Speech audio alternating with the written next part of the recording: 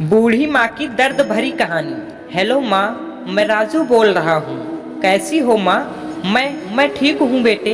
ये बताओ तुम और बहू दोनों कैसे हो? हम दोनों ठीक हैं माँ, आपकी बहुत याद आती है। अच्छा सुनो माँ, मैं अगले महीने इंडिया आ रहा हूँ तुम्हें लेने। क्या? हाँ माँ, अब हम सब साथ ही रहेंगे। नीतू कह रही थी माँ जी को अमेरिका ले आओ, वहाँ अकेली बहुत परेशान हो रही होंगी। हेलो, सुन रही हो माँ? हाँ हाँ बेटे।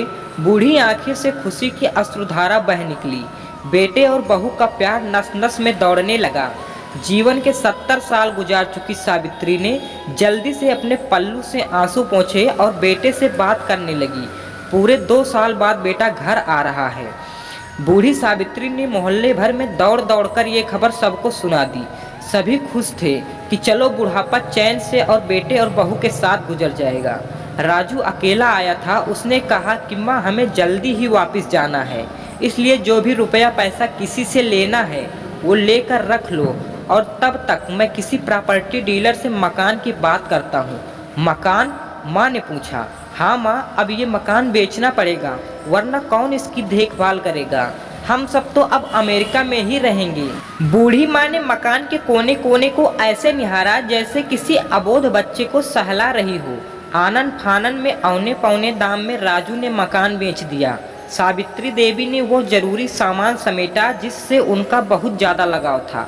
राजू टैक्सी मंगवा चुका था। एयरपोर्ट पहुंचकर राजू ने कहा, माँ तुम यहाँ बैठो, मैं अंदर जाकर सामान की जांच और बोर्डिंग और वीज़ा का काम निपटा लेता हूँ।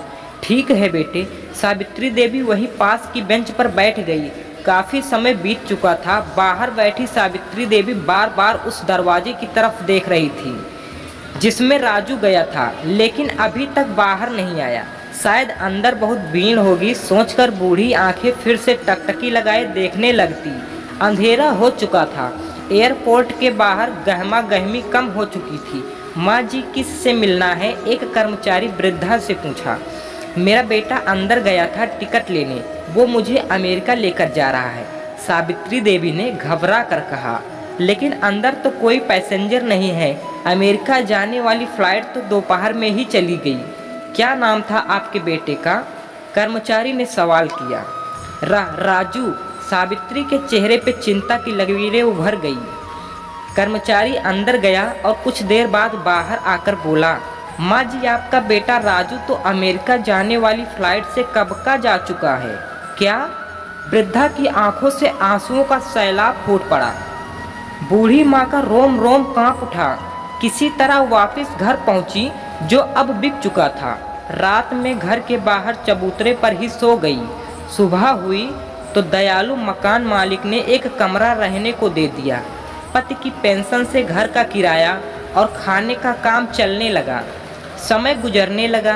एक दिन मकान मालिक ने वृद्धा से पूछा, माँ जी, क्यों नहीं आप अपने किसी रिश्तेदार के यहाँ चली जाएं? अब आपकी उम्र भी बहुत हो गई, अकेली कब तक रह पाएंगी? हाँ, चली तो जाऊं, लेकिन कल को मेरा बेटा आया तो यहाँ फिर कौन उसका ख्याल रखेगा? दोस्तों, अगर ये कहानी आपको अच्छी लगी हो तो प्लीज़ वीडियो को एक लाइक करके चैनल को सब्सक्राइब कर देना।